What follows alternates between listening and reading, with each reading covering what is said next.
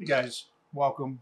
And today we're going to go over how I made my hat logo for Straw Hat Adventures using Adobe Photoshop. As you can see here, I already have my photo uploaded. And just to get started real quick, the first thing I'm going to do is I'm going to grab my object selection tool. Just come right over here and select my object, which would be my hat here. And then I'm going to right click and just make a quick copy of it. So that way now when I get rid of the background, I'll have just my hat here. Now, for what I did with my logo, I didn't like the string right here hanging down. So I'm just going to quickly select my eraser tool, use Alt and the scroll button on my mouse to zoom in. And I'm just going to clean this up out of the image for us.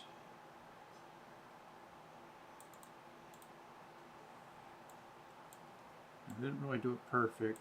Some of this dark edge here. Go back. And there we go. So we have it there. Now, one of the other things I wanted to do, let's see.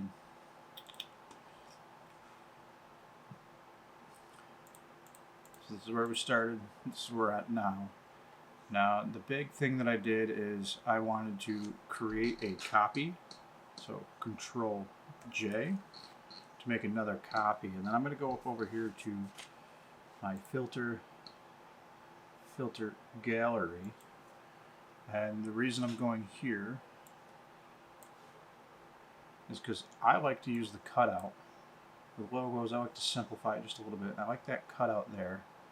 You know, and then you can add like texture or things like that. This is where we're at. And then I just wanted to simplify a little bit. And what I did is I went all the way up to 8. So if you break it down, I liked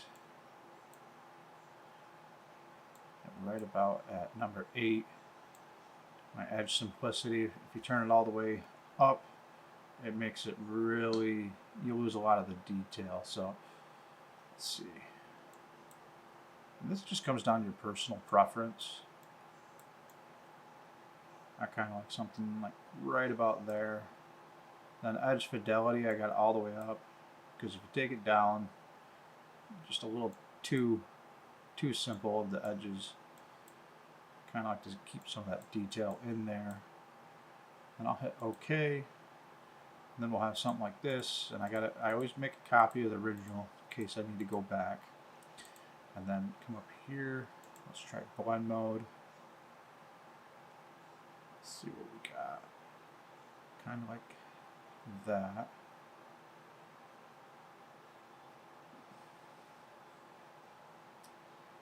You can play around with what you like and stuff like that. I don't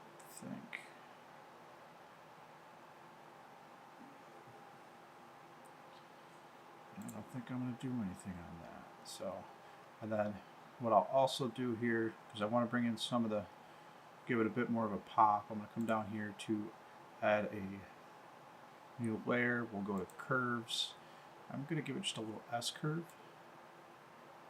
Bring in the darks a little bit more. Bring up the whites just a hair.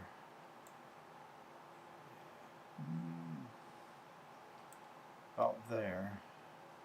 Like that. And then keep in mind, anytime I'm editing, I zoom in, zoom out. I like to see it from a distance. You know, get a whole, my eyes on the whole thing and see what it's going to look like. You know, it's a logo, so I want to see small print, make sure you can see what it is. And then I'll zoom back in. And let's see.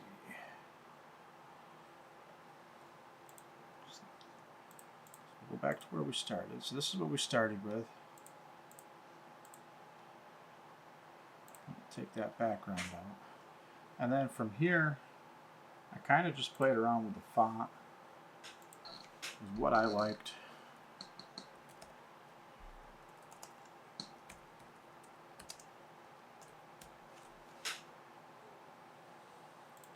added shapes and things like that. You know, you just kind of play with it until you get your perfect, what you consider you like. I go usually through about 3 or 4 different drafts of something before I get to my final logo or piece. So something like that would work there. Obviously on my channel you can see the final logo, what I end up with. It just allows you to play around with it a little bit. Let's see, add a drop shadow maybe. Give it a little bit more depth. Stroke. You know, you could play around with it, but for starters, I mean, that's nice and simple and easy, straight to the point. There's you know, not much you have to do. That object selection tool really helps speed up the process. When I first learned Adobe years and years and years ago, we didn't have that. We had to do it all by hand, so that's definitely helped the process. But there you have it. That is how I made my new hat logo for Straw Hat Adventures. I will have more tutorials coming here soon. If there's anything in particular you'd like to see in Photoshop, please let me know in the comments down below. Don't forget to hit that subscribe button and the bell button so you can see when I upload videos. On this channel I do a bunch of different things, so bear in mind that I'm not always doing tutorials, but if you'd like to see more, just let me know in the comments and I'll keep them rolling. I'll see you next time.